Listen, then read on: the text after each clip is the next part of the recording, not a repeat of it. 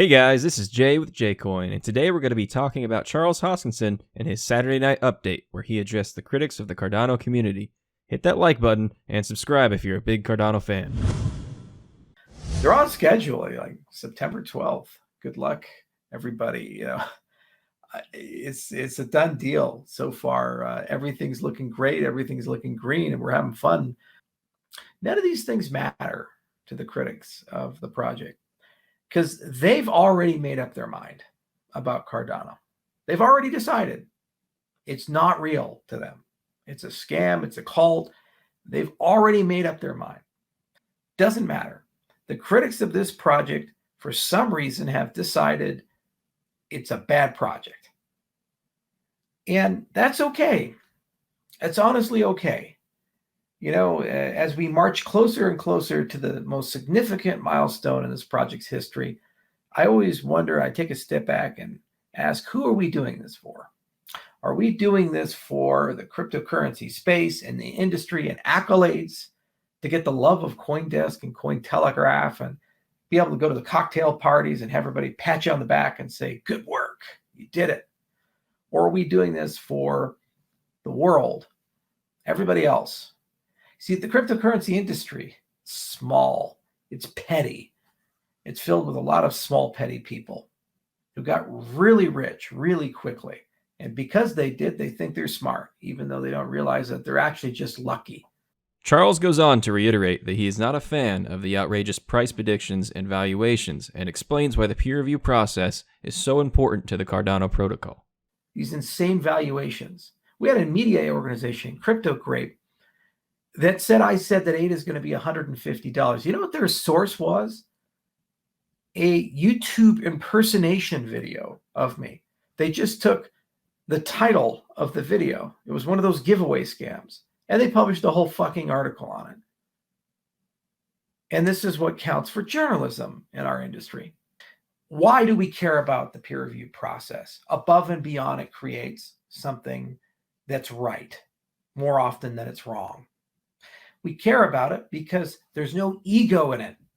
There's no culture in it. There's no language in it. It's global. One day there'll be 100 universities, then 1,000, then 10,000. The skin color of the authors don't matter. The languages and names of the authors don't matter. The genders of the authors don't matter. Because at the end of the day, they're all stripped off the paper. It's just a title in the work. You create a culture where that's the standard, then we start not believing in some grand leader or figure to think his way out of how will we get the next invention. Instead, it's how do we get more institutions in and more people in to think about the problems we care about. That's why we care about peer review, because it's the only damn way that I know of to create a decentralized, culturally neutral, global brain for all of this ecosystem to benefit from.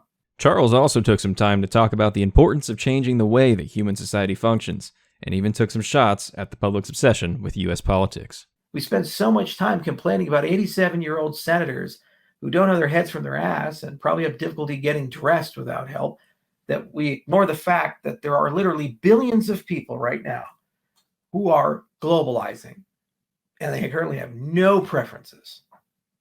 Not Microsoft, not Google, not any of these things about how they should spend their money, use their money, earn their money, what their identity should look like, what their credit should look like, these types of things. So go and get them in. And collectively, you get a few billion people in. You know what that's called?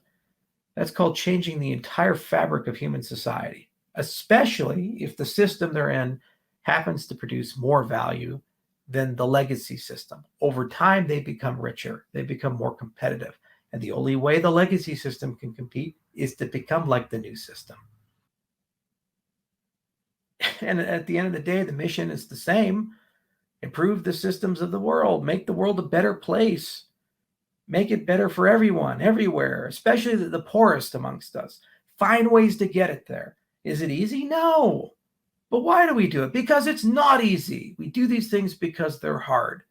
We do these things because they're the right thing to do, and because it's the first time ever in human history where we've actually collectively had the opportunity to work on something like this.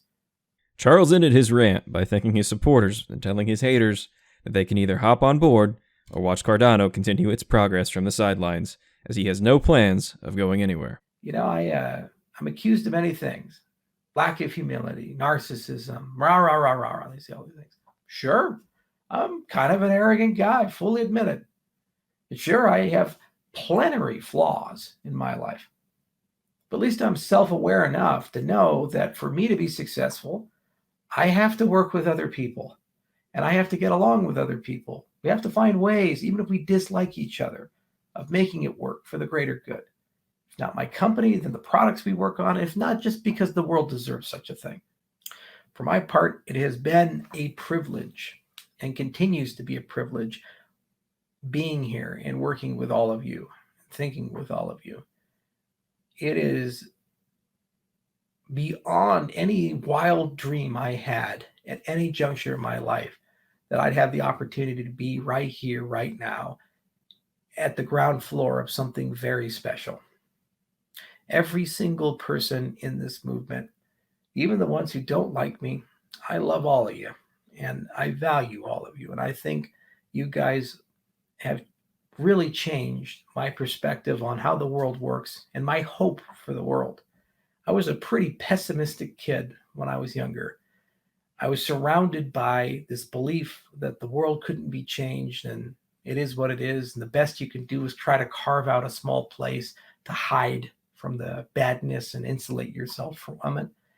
And after being part of this, working with you, talking to you, learning from you, it changed my entire perspective to say anything is possible. We have an army. We can do anything. So as you look to your own lives and your own future and where we're going to go, that's all you have to decide. You want to be part of it or not.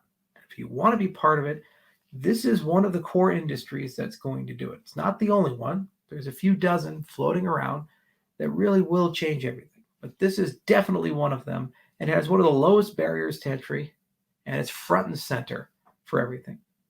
And it doesn't matter if you're an artist, you're a writer, you're a philosopher, you're a technologist, you're a scientist, you're a businessman, you're a garbage man. Doesn't matter where you live in that spectrum. There's something that touches what you do. And if even it doesn't touch what you do right now, there's somebody you will meet in this industry. Somebody that you can interact with and have a relationship with and value and treasure and listen to, that just by that connection and that collaboration, emergently you can figure out what you're going to change and be part of that change. That is the lesson I think I've learned over the last 10 years of being in this industry, more than anything else. That is the lesson. Every great thing I've done and everything I've regretted not doing was a consequence of collaboration or the lack thereof, and the ability to listen and connect to people or the lack thereof. So next month is going to be a fun month. It is putting gasoline on the fire of these collaborations and these listenings, but by no means is it the end. It's just the beginning. It means so many more people get to come in and have the conversation, and so many more people get to come in and build and change things. And I firmly believe good things will come of that. And I firmly believe new challenges will come of that. And we're going to overcome all of them. And you too will have a lobster on your microphone. Till next time, bye everybody. See you soon. Get some sleep. It's no wonder that Cardano has come as far as it has, with such a great leader as Charles Hoskinson pushing it forward. He might offend some people, but he does so in the name of a better tomorrow, and that is one reason why the Cardano community believes in the project as much as they do. Until next time, my name is Jay with Jcoin. Peace out.